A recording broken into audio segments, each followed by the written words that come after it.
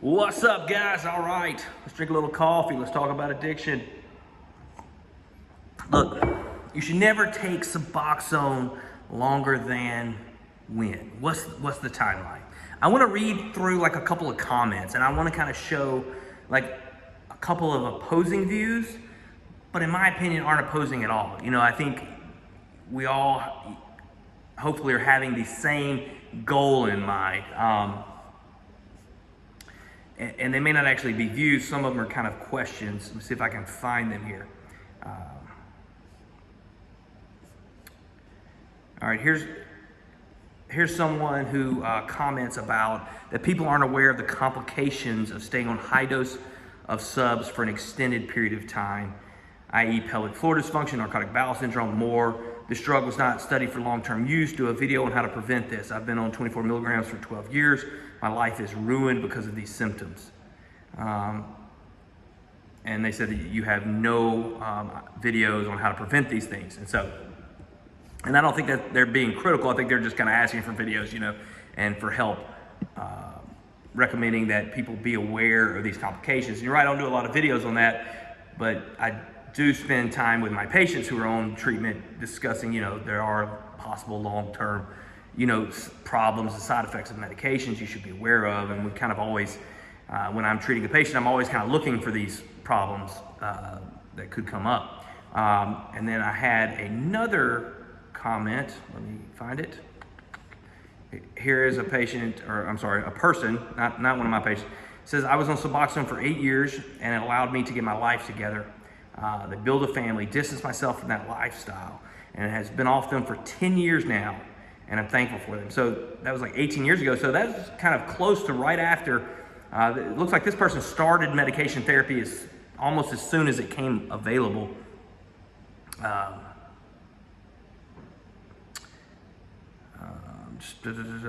lucky enough that my addiction never got into real bad legal trouble, they said. And they said, the problem I see is you'll have people that have been doing heroin for 10 years, go on subs, then say, I need to get off this as soon as possible, and fail over and over again. You're not failing because you're weak, you're failing because you didn't give yourself enough time to build the skills you need and work on the problems that led you to the addiction in the first place.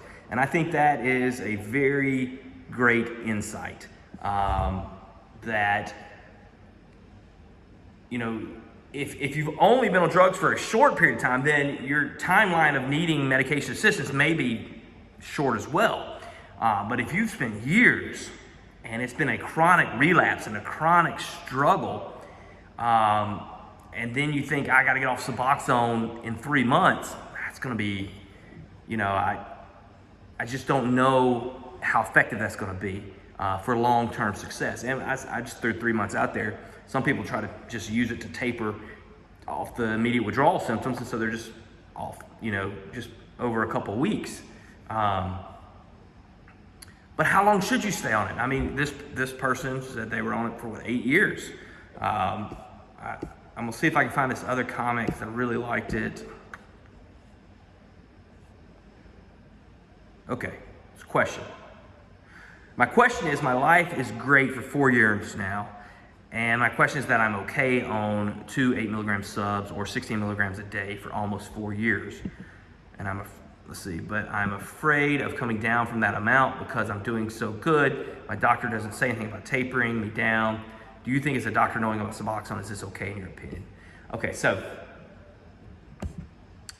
you know, another great question, like, they're doing well. Should they be trying to reduce their dose? And the way I try to look at this for folks is keeping big picture in mind, always, right? That there's no relapse. We're staying clean, we're staying healthy. We've spent the time doing the work, the recovery work, the making amends, you know what I mean? Going through our, you know, life confession, as it were. Working through these things.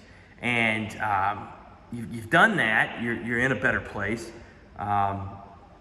Okay, now let's start looking at what's the least effective dose I could be on. And I know I've said this before in other videos, and so I may be repeating myself, but not everybody watches all the videos. So I think a little repetition is good. What's the least effective dose that I can still achieve those goals, that I can still be there, available for my family. I can still work hard. I can still pray. I can still, do all these things in my life that I need to be doing. I'm not chasing or being chased by any demons, right? So that is part of the big picture question that you're constantly kind of reviewing. Now I want to give you another example. I had a patient recently and who started tapering and was doing really well, got kind of to a lower dose, and they kind of started struggling with their depression. Now, depression is something that they struggle with way before their addiction, okay? And who knows it?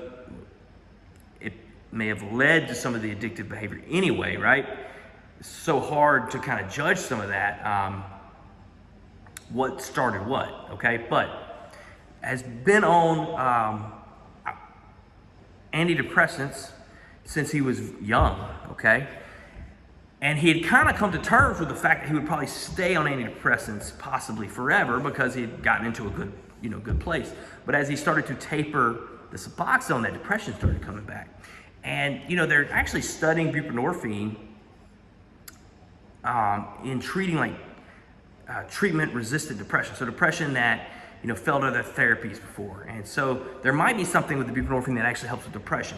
But also, if it gets complicated when you've got somebody who has depression plus an opiate addiction.